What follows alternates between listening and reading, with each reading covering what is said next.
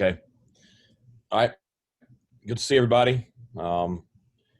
Exciting matchup this week. Tulsa we all got a chance to see them Friday night against South Florida. It was enjoyable to sit and watch the game, but still take away the same things I expected going into that game, and that's we're facing one of the better teams, if not possibly the best team on our schedule. I think just a very solid team from top to bottom. They're strong in all three phases. Most of the guys are the group that played against us last year. It's a team that is made up of fourth and fifth year players that have been in the program for multiple years, very experienced, very big, very athletic, good football team. So going to be a great matchup for us. Excited coming off the bye, able to get some guys some rest and get a head start on Tulsa with it being a Friday night game. So for us in the program, today's Tuesday. For everybody else in the world, today's Monday. But we started practice on Saturday for the game that's coming Friday. So it's going to be a quick week. The kids will be excited to kick off Friday night and get another chance to play on the national stage, and should be an exciting matchup for us. Okay, questions for Coach Houston? Coach, how does testing change this week? Do you guys change the days for that with it being a Friday game? So we tested today. We will test again tomorrow, and then we'll test Thursday morning. So we'll test 3 times this week.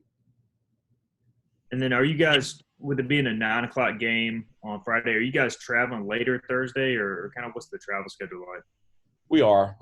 We're not leaving Greenville till probably about 2 o'clock. Eat dinner just a touch later Thursday evening, get to bed just a touch later Thursday night, and just really let them sleep in Friday morning, trying to make sure that we're well rested for the night game. So very similar day on Friday to our Saturday down in South Florida. Coach, much of the key for Tulsa last week against South Florida was the fact that they forced 3 turnovers. How important is it going to be just to kind of take care of the football this week as much as anything else?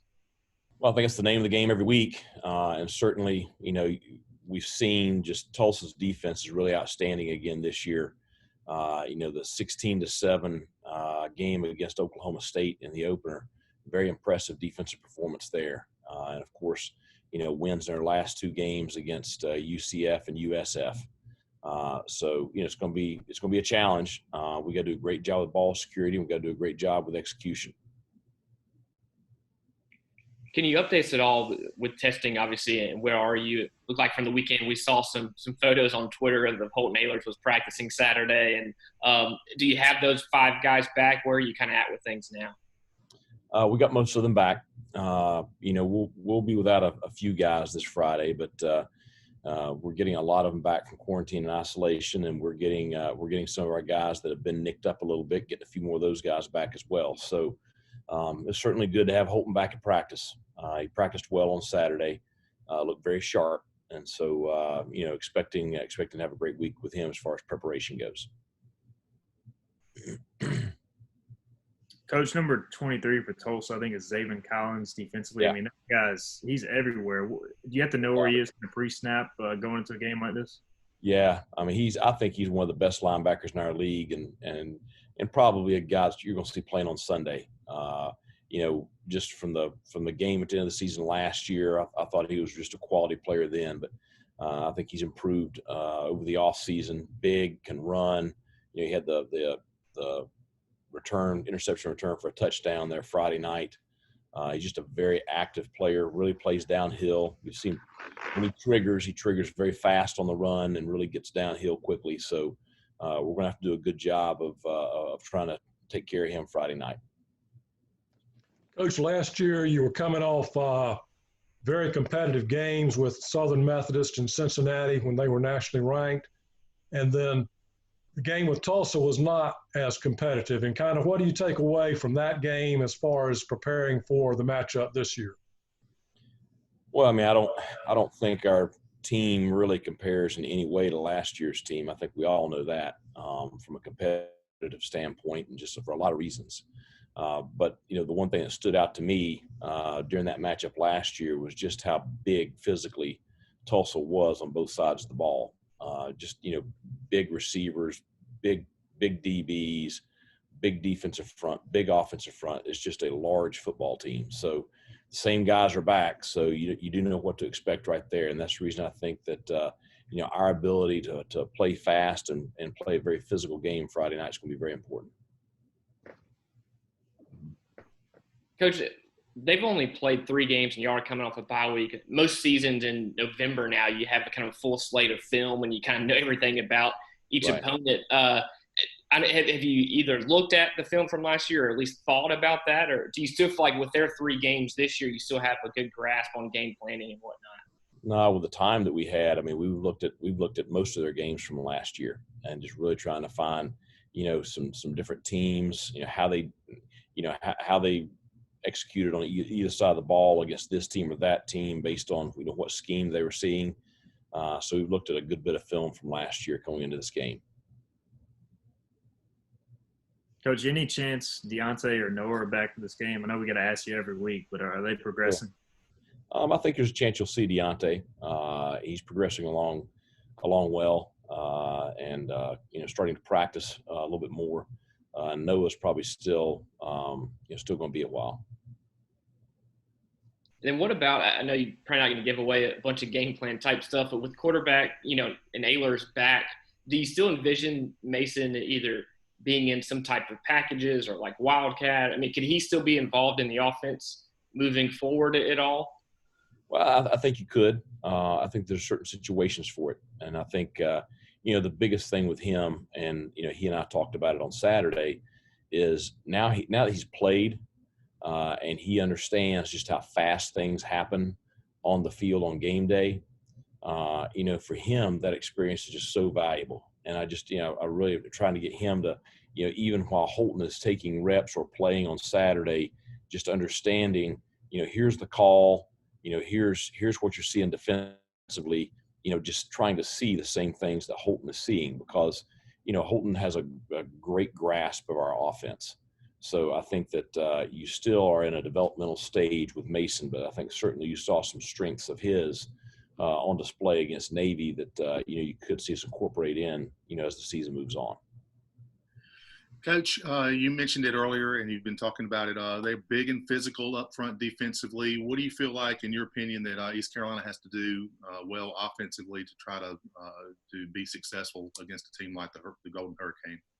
Well, I think we've got to continue to build on our last 2 games out in that, in both of those games, we executed at a much higher level than we did earlier in the season. We had very few MAs up front on the offensive line against Navy and against South Florida. And because of that execution, we were very productive in the run game. The quarterbacks had a lot more time in the pocket. And so I just think, we got to match their physicality up front, but we got to make sure we don't shoot ourselves in the foot. So as few self-inflicted errors as possible, which would allow us to, be more productive in the run game and the passing game. Coach, with a little extra time off there, what's been the mood? I know when you kind of go through these games and you guys are finally able to play, 1 week and another week and not have to take these breaks. What has been the mood like for the guys? Kind of been able to recharge and, I guess, reset a little bit over the past few days?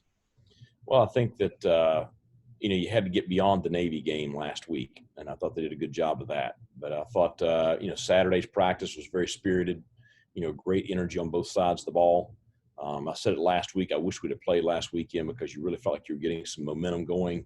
But at the end of the day, it's good to have the guys back that we would have been without again this past weekend going into this game. So I think the spirits are high. The kids know we got a challenge in front of us, but I think that they have confidence in the way that they're playing. And so I expect us to be very energetic and really have a great week of practice going into that game Friday night. Thanks, Coach. Coach, what about at home? Is there anything on the line between you and your wife if she does, in fact, stay up for the entirety of the game? No, she was offended by my comments. But that's nothing new. That's each week. So nothing's on the line? No. Okay. Coach, Trent Holler seems to be a guy coming into his own these last few weeks. Can you talk about his play up front and really seeming to find a comfort zone? Right. Yeah, I'm really, really excited with him. He's been a guy that's really worked hard since he's gotten here and really developed a good bit. And you know what you're going to get with Trent. You're going to get everything he's got inside of him. He's a physical guy. He's got good feet, got a lot of power, really strong, and very smart. So he's not going to make many mistakes. And he's continued to progress, and just hopefully we can see that continue throughout this week and this coming weekend with Friday night's game. Coach, I had a quick recruiting question for you. Obviously, there's no local high school football being played right now. I mean, the juniors can't put out tape for coaches to see, Right. to be recruited and to be recruited to schools. Obviously, the senior class is already in. That's good, but these juniors are affected by that, and recruiting is different for you guys a lot now. Just talk about that and how different it is for you guys and the challenges you face. Well, it's like everything else in 2020. It's unprecedented. You got Alabama and Georgia and South Carolina all playing, Florida playing, and then North Carolina not playing, and Virginia's not playing, and so it makes it really tough with an evaluation standpoint on, both the seniors and the juniors, because a lot of guys you really want to see that senior film, and those kids are being robbed of that, and then it's also complicated by the ramifications of, basically everybody getting an extra year of eligibility from this year. So I just think the whole thing is it's crazy. We're recruiting kids and we can't see them face to face. We can't bring them on campus, let them see the facilities, let them see a game day. You can't see a player live, which that's really we put a big premium on live evaluations. I think this whole thing with the pandemic, this is not going to be just a 1 year impact on recruiting and on your rosters. This is going to be a 3 and 4 year impact on not only the high school kids, but your current kids that you have on your roster right now. And, it's something everybody's got to deal with. You got to be able to manage the roster and also still, bring guys in, because, you got to have a freshman class 4 or 5 years from now. And so it's really going to be tough. Coach, while you're talking about recruiting, what does that do to the numbers with everybody being able to return next year? What's the approach on this sort of thing? I know various teams will probably take a different way of going about doing this, but does it affect how many people you can bring in, or how's this all going to work? Well, you have your 85 scholarships and you have your 25 counters for the incoming class of recruits. And then all of your seniors get an extra year of eligibility. Well, everybody gets an extra year of eligibility. So, I mean, you're going to see some teams that have 110 scholarships or so next year because, those plus ones above the 85 from whatever your senior class is don't count. And so, but then you're going to come down to, institutions being restricted financially, because you are in the middle of a pandemic. And so you're going to have, those factors also. So again, I mean, that's what I'm saying is this is not a 1 year deal. This is a 3 or 4 year problem that schools are going to have to navigate and deal with. Does that put more of a premium on getting in-state guys? Well, I mean, the financially for the department, I would think that in-state guys will help more, but it's the whole deal is you can't have misses, and you can't have guys that are wasting a scholarship. So it's very important that you're using your slots wisely. Coach, every state has their restrictions on fan attendance. And do you know what the situation will be at Tulsa, and how do more fans impact the atmosphere for the game? I don't know what the situation is at Tulsa, and I know they're going to have fans. I don't know what their capacity is going to be, but certainly the more fans there, the better the atmosphere. You saw that with our Navy game.